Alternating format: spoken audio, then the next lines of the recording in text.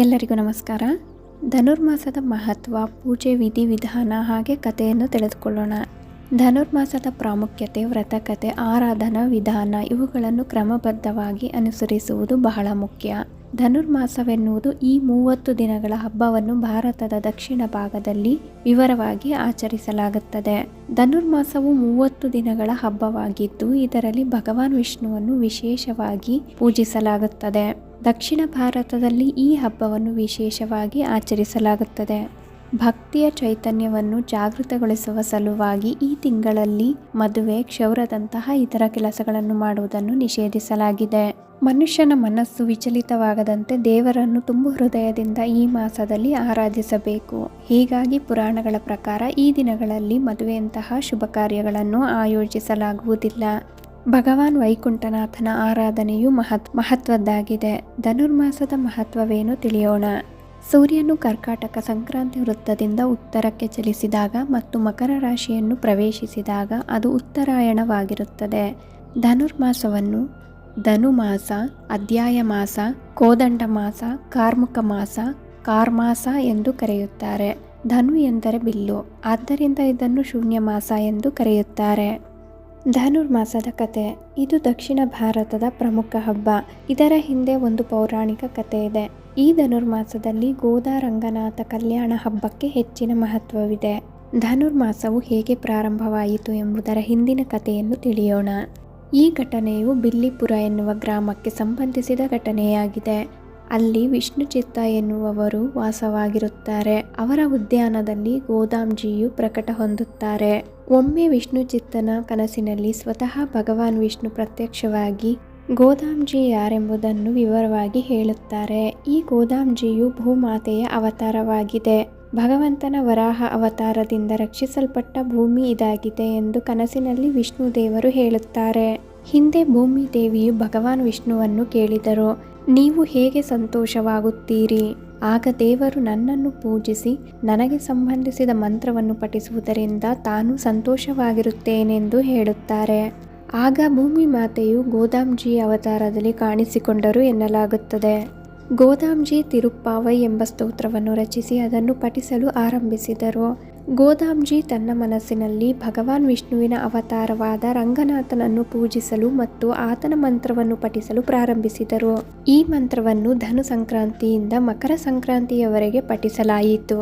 ಭಗವಾನ್ ರಂಗನಾಥನು ಈ 30 ದಿನಗಳಲ್ಲಿ 27ನೇ ದಿನದಂದು ಜನಿಸಿದರು. ಹೀಗಾಗಿ ಈ ದಿನವನ್ನು ಪ್ರತಿ ವರ್ಷ ಗೋದಾ ರಂಗನಾಥ ಕಲ್ಯಾಣ ಉತ್ಸವ ಎಂದು ಆಚರಿಸಲಾಗುತ್ತದೆ ಮತ್ತು ಈ 30 ದಿನಗಳನ್ನು ಧನುರ್ಮಾಸ ಎಂದು ಕರೆಯಲಾಗುತ್ತದೆ.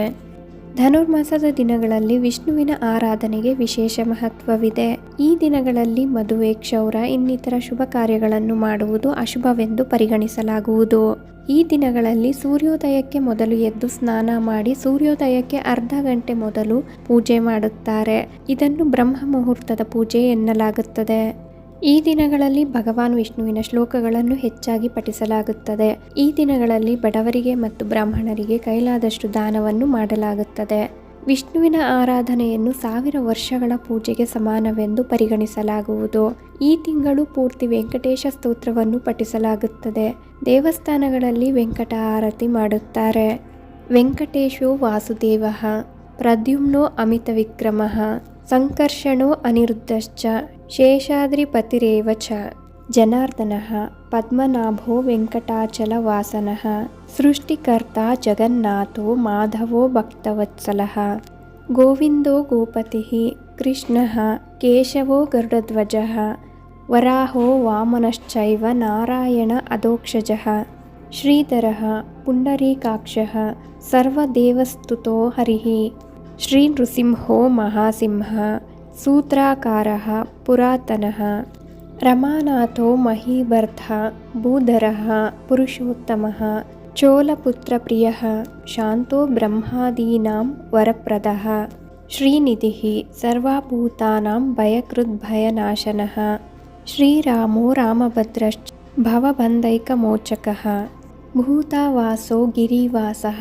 ಶ್ರೀನಿವಾಸಃ ಶ್ರಿಯಃ ಪತಿಃ, ಅಚ್ಯುತಾನಂದ ಗೋವಿಂದೋ ವಿಷ್ಣುರ್ವೆಂಕಟನಾಯಕಃ, ಸರ್ವದೈವೈಕಶರಣಂ ಸರ್ವದೇವೈಕದೈವತಂ, ಸಮಸ್ತದೇವಕವಚಂ ಸರ್ವದೇವಶಿಖಾಮಣಿಃ ಇತೀದಂ ಕೀರ್ತಿತಂ ಯಸ್ಯ ವಿಷ್ಣುರಮಿತತೇಜಸಃ ತ್ರಿಕಾಲೇ ಯಃ ಪಠೇನ್ನಿತ್ಯಂ ಪಾಪಂ ತಸ್ಯ ನ ವಿದ್ಯತೆ ರಾಜದ್ವಾರೆ ಪಠೇದ್ ಘೋರೆ ಸಂಗ್ರಾಮೇ ರಿಪುಸಂಕಟೆ ಭೂತಸರ್ಪಪಿಶಾಚಾದಿಭಯಂ ನಾಸ್ತಿ ಕದಾಚನ ಅಪುತ್ರೋ ಲಭತೆ ನಿರ್ಧನೋ ಧನವಾನ್ ಭವೇತ್ ರೋಗಾರ್ಥೋ ಮುಚ್ಯತೆ ರೋಗಾದ್ ಬದ್ಧೋ ಮುಚ್ಯೇತ ಬಂಧನಾತ್ ಯದ್ಯದಿಶ್ವತಮಂ ಲೋಕೆ ತತ್ತತ್ ಪ್ರಾಜ್ಞೋತ್ಯ ಸಂಶಯಃ ಐಶ್ವರ್ಯಂ ರಾಜಸನ್ಮಾನಂ ಭಕ್ತಿಮುಕ್ತಿಫಲಪ್ರದಂ ವಿಷ್ಣುರ್ಲೋಕೈಕಸೋಪಾನಂ ಸರ್ವದುಃಖೈಕನಾಶನಂ ಸರ್ವೈಶ್ವರ್ಯಪ್ರದಂ ನೃಣಾಂ ಸರ್ವಮಂಗಲಕಾರಕಂ